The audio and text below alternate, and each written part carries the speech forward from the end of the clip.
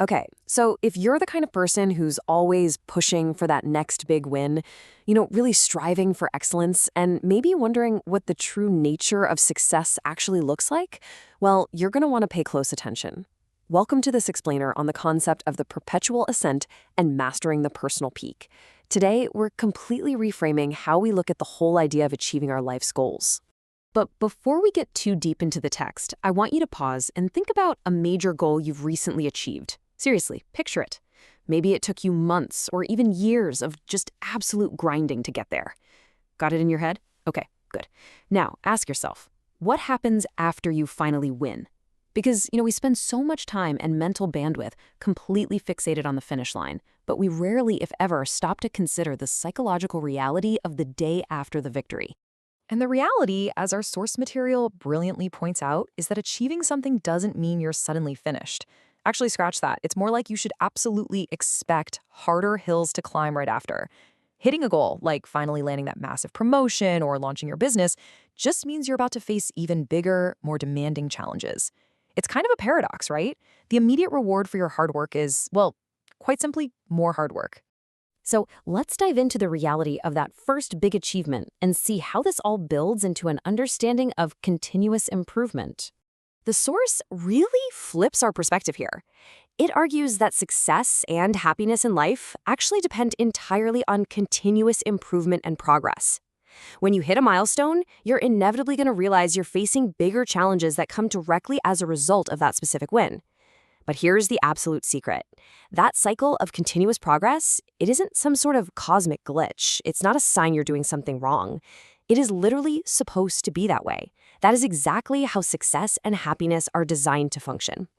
Now, to really grasp this, let's explore a super powerful metaphor from the text that perfectly illustrates this sort of illusion of reaching the summit. The author paints this incredibly vivid picture. Imagine you take these great, exhausting efforts to climb up a steep mountain. And then you finally reach the peak one day. You're standing right there on top, feeling the wind, just totally soaking in the triumph. But then you look around. The pure exhaustion of your climb meets a pretty harsh reality. You see that there are even bigger mountains surrounding you. And worse, there are people climbing those mountains, achieving far greater heights than what you just did. And man, this perfectly illustrates a really dangerous trap known as subjective accomplishment. This happens when we measure our own greatness by comparing it to where others are and what others are doing. Think about it, like scrolling through LinkedIn right after you land a huge deal, only to immediately see someone else posting about an even larger milestone. Suddenly, your sense of self-worth becomes super fragile because it's entirely dependent on everyone else's progress. The text makes it crystal clear. If this is your viewpoint, there will absolutely always be a bigger mountain and a faster climber ready to make your victory feel small. So, how do we escape that exhausting trap of constant comparison? Well, we have to shift our focus inward to the true ascent.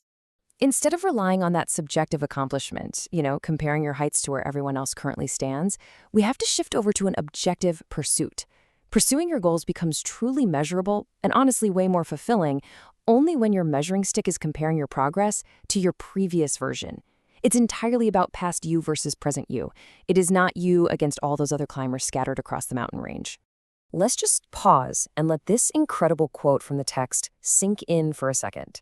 We may never be the greatest, but we can sure be the greatest version of yourself. I mean, wow, that is the absolute core of the continuous ascent we've been talking about. The source text wants us to fundamentally acknowledge that, sure, becoming the undisputed greatest in the whole world is rare, unpredictable, and largely out of our control. But becoming the greatest possible version of you, that is an objective reality, and it's entirely within your grasp. But there's a really fascinating twist to this logic. That greater version of yourself, it could actually be enough to make you the greatest in a given area anyway. It's this beautiful irony. By dropping the external competition and focusing strictly on beating your own past iterations, your continuous improvement might just naturally push you right to the top of the pack. You achieve true greatness not by obsessing over the other climbers, but by relentlessly outclimbing the person you were yesterday. So I'm going to leave you with this final thought to ponder as you approach your very next big challenge. What mountain is your previous version still standing on? Because if you look back and see that you've moved past them, that you're reaching new elevations and tackling harder hills, well, then you're already winning the only ascent that actually matters. Keep climbing, and I'll see you in our next explainer.